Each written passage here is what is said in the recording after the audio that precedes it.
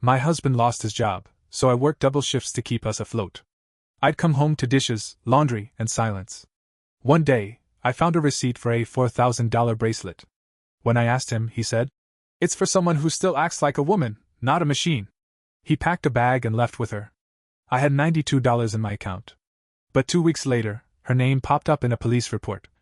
My name's Jenna, and I live in Kettering, Ohio. I'm 39. I work as a CNA at a long-term care facility just outside Dayton. I'm used to hard work. My whole life, that's all I've ever known. I married Ryan when I was 27. We met at a car dealership. He was the sales manager. I was the front desk receptionist.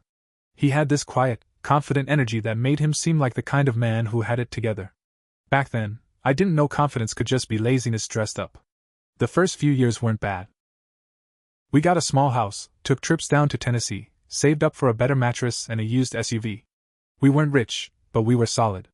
We talked about maybe having kids one day, but then something always came up, job stuff, family stuff, then just nothing. Ryan lost his job in 2022. He told me it was downsizing, but I always suspected he mouthed off to the wrong person. That's the kind of guy he is. He thinks the rules don't apply to him. He said he'd be back on his feet in no time. But weeks turned into months. No interviews. No effort. He slept in, played video games, ordered takeout on my debit card, and scrolled Reddit while I was working 12-hour shifts. When I'd come home, the house would be a mess.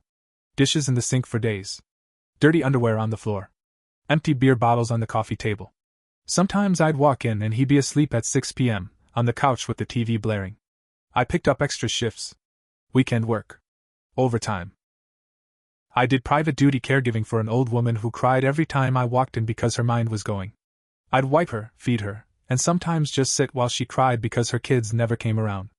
All the while, Ryan sat at home, letting the house rot and pretending like he was applying to jobs. But I checked his browser history once. It was 95% ESPN, YouTube, and some NSFW crap. I asked him one night, just once, "Can you at least handle the laundry?" He looked at me like I'd insulted his dignity. Said something like, "I'm not your maid." I should have left then. But I was tired. Not just physically. I mean worn down in my bones. When you're that tired, you stop asking for things. You just survive. Then I found the receipt. It was a cold Thursday night. I was doing laundry again, including all our jackets since it was finally starting to snow. I reached into his winter coat pocket and pulled out a receipt. It was from a high-end jewelry place in Dayton. A $3,978 bracelet. White gold. The purchase was dated 3 days earlier. I stood there holding it like it was a piece of nuclear waste. I thought maybe it was old. Maybe he bought it years ago and forgot about it. But no. The card used was mine. I checked my bank account history. Nothing. Then I realized, it was a different card. A different account. That night, I waited until he was in the kitchen heating up leftover Chinese. I handed him the receipt and just said, "What is this?" He didn't even look embarrassed. He said, "It's for someone who still acts like a woman. Not a machine." Then he turned around, walked upstairs, and packed a duffel bag. He left without saying goodbye. No fight. No crying. Nothing. Just walked out with that duffel bag, got into a car that wasn't ours, a white Infiniti I'd never seen before, and disappeared. I had $92 in my checking account. Rent was due in 5 days. I hadn't bought groceries in over a week. My back hurt from lifting residents all day, and I hadn't slept more than 5 hours a night in months. He took everything with him, including my sense of peace. For the next 2 weeks, I went silent. I worked, I slept, I ate canned soup and oatmeal. I pawned an old ring, returned a set of curtains I hadn't even opened, and listed a few things on Facebook Marketplace just to stay afloat. Then came the night everything changed. I was scrolling Facebook before bed, numb as usual, and saw a post shared by a woman I went to high school with. It was a news article. Local woman arrested for fraud, identity theft at luxury salon. I almost scrolled past. Then I saw the mugshot. Her name was Whitney Danvers. But the face? I knew the face. It was the woman Ryan had left with. The one in the white Infiniti. She worked at some salon in downtown Dayton. The article said she had been stealing clients' credit card information. Wealthy older women, mostly, and using it to buy expensive things. Jewelry, spa packages, handbags, designer clothes.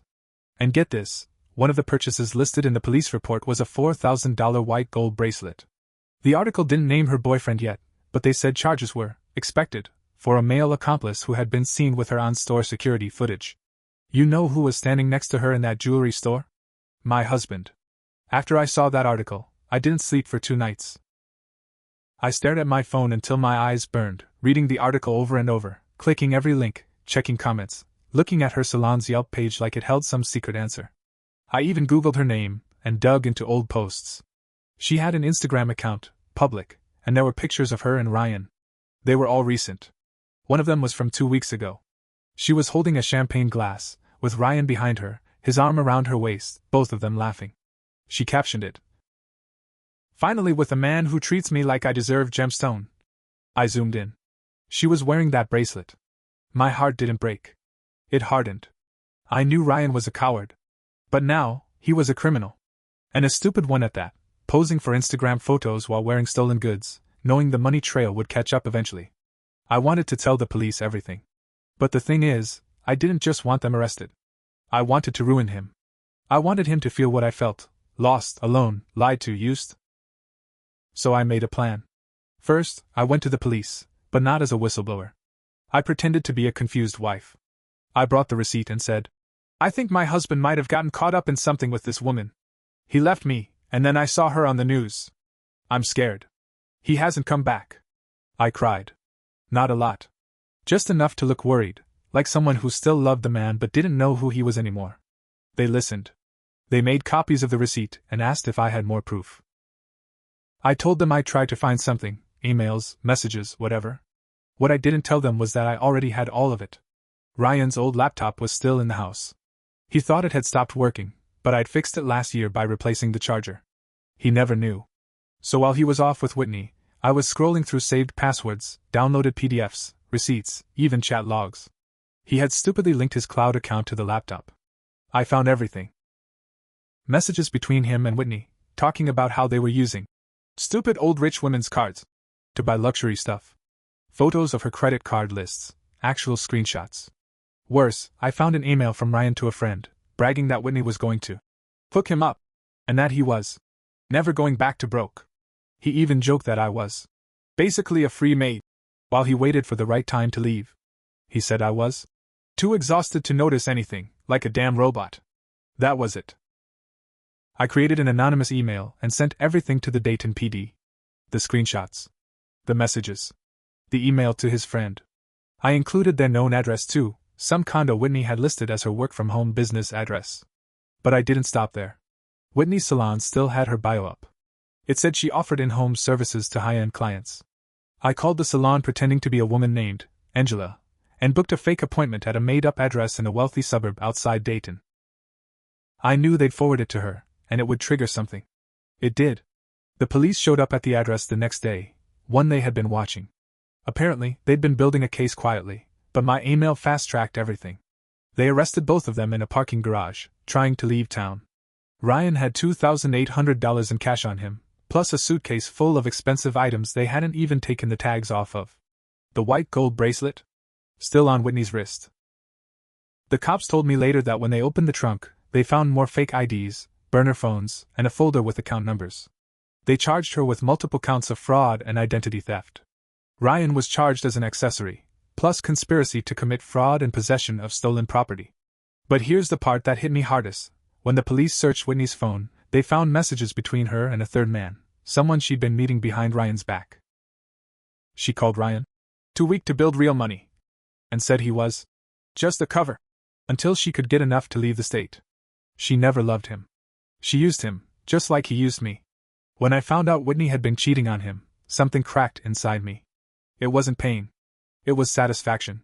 I didn't feel sorry for Ryan, not even a little. He walked out on me when I had nothing, used my hard work to live comfortably while he played house with a woman he barely knew, and now she had turned around and done the same thing to him. That's not love. That's karma wearing high heels and red lipstick. But what happened next? I didn't see it coming. About 3 weeks after their arrest, I got a call from a blocked number. I let it go to voicemail. When I played it back, I froze. It was Ryan. He sounded different. Tired. Shaky. "Jenna, hey. Look, I know I'm the last person you want to hear from. I messed up. I know that. I don't know who else to call. They're saying I could do real time. I didn't know how deep she was into this. I swear. Please. If there's anything you can say to help me, I'd owe you forever. I replayed the voicemail 5 times. Then I deleted it.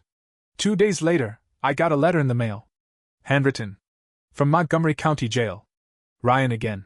This time, it was longer. He tried to apologize. Said he got carried away and thought Whitney was his second chance at life. Claimed he didn't know she was scamming people, that he thought her clients were just rich friends buying her gifts. He asked me to testify that he had no criminal intent and was just confused and manipulated.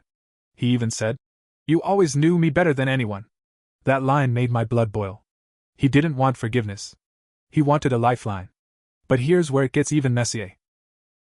3 days after that letter, I was called in to speak with a detective. I thought it was just to verify the digital evidence I'd sent in anonymously. It wasn't. They asked me if I'd ever seen a specific bank account before, one that wasn't in my name, but had been opened using my social security number. I said no. They slid a piece of paper across the table. It was a bank statement. The account had nearly $11,000 in it, all deposited in chunks over the last 6 months. And guess whose name was listed as the co-owner? Ryan. Turns out, he hadn't just left me with nothing, he'd been funneling money under my identity for months. Maybe longer. He set it up back when I gave him my info to help with online job applications. That's what he told me he needed my SSN and license for. I didn't think twice about it at the time. I was busy, tired, and trying to hold everything together. He used me. Legally. The detective said I could press charges. Identity theft. Fraud. Maybe more. But doing that would open up a whole new can of worms. My name was already tied to the account, and while they believed I wasn't involved, it would still mean sitting through hearings, giving statements, and being dragged into court. I told them I'd think about it. I walked out of that building and sat in my car with my hands on the wheel for 10 minutes. Then I came up with something better than charges. I went home and contacted Ryan's public defender. I told them I was willing to make a statement. One that could help his case. I said I wanted to meet in person to discuss it. They agreed. When I showed up, Ryan looked like he hadn't slept in a week. His hair was a mess. His eyes were red. He'd lost weight. He gave me this weak smile like we were old friends. "Thanks for coming," he said. I didn't smile back. "I'm here for closure," I told him. "Not for you." He looked confused. "But you said you might help," I interrupted. "Let me make something clear. I'm not here to help you. I'm here to give you something you never gave me, the truth." Then I pulled out the bank statement. Laid it flat on the table between us. "Remember this?" I said. He went pale. I leaned in. "You stole from me. You lied. You humiliated me. And now you want me to save you? After you drained my life and called me a machine?" He started stammering. "I didn't think you'd find out about that account. It wasn't like that." "It was exactly like that," I snapped. He looked like he might cry. But I didn't care. "You're not getting out of this clean," I said. "And you sure as hell aren't going to use me to do it." I stood up and turned to the lawyer. "If he contacts me again, I'm pressing full charges for identity theft. And I'll testify, but not to help him, only to make sure the court knows every shady thing he did before this even started." And I walked out. I never heard from Ryan again. But it wasn't over yet. 1 week later, a lawyer called me, Whitney's lawyer. Apparently, she was trying to make a deal. And part of her deal involved exposing other people they'd worked with. Names. Clients. Suppliers. One of those names? Ryan's older brother. When the lawyer said Ryan's older brother was involved, I nearly laughed. Of course. Eric, his brother, was always around when there was a scheme. The kind of guy who acted like he was too smart to work a real job.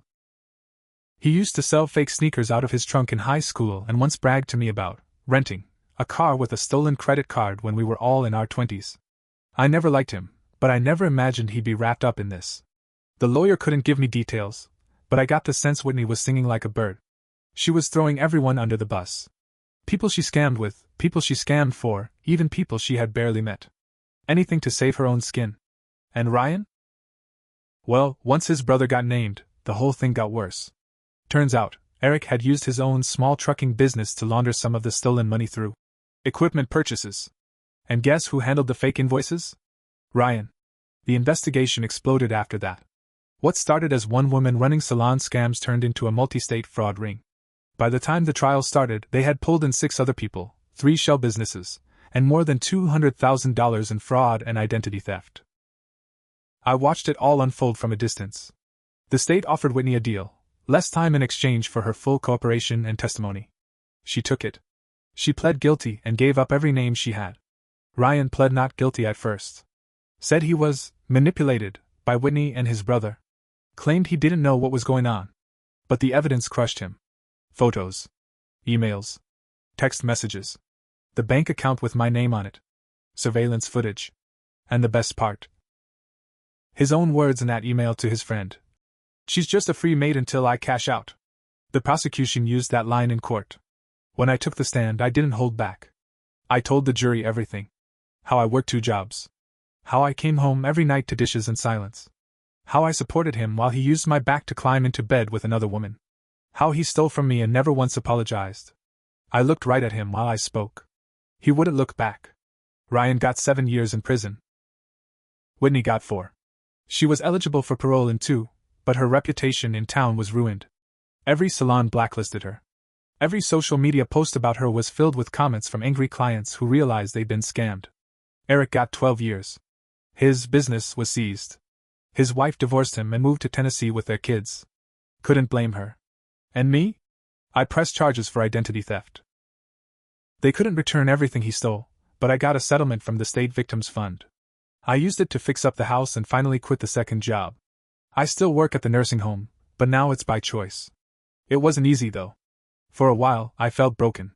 Not because he left. Not because of the money. But because I let it go on for so long. I ignored the red flags. I kept my mouth shut. I made excuses for him while I fell apart piece by piece. That was on me. But the day he was sentenced, something in me changed. The judge asked if I wanted to make a final statement. I said yes. I stood up and said this. Ryan used to call me a machine. Said I wasn't a woman anymore because I worked too hard, complained too little, and stayed quiet. But machines break when they're overworked. And when they break, they stop protecting you. That's what happened here. I stopped protecting a man who didn't deserve my help. And the truth came out. Then I sat down. I never saw Ryan again. Last I heard, he was moved to a facility 2 hours away. Whitney tried to reach out once after she got sentenced, through a third party. She wanted to talk. I blocked her name from every device I own. As for Eric, I hope he enjoys sharing a cell with the other smart guys. Sometimes I drive past the jewelry store. The same one where he bought that bracelet. It closed down last month. I guess bad luck spreads. I kept a copy of the receipt. Not as a reminder of what he gave her, but as proof of what I survived. And I'm never going back. Ever again. Jenna, Kettering, Ohio.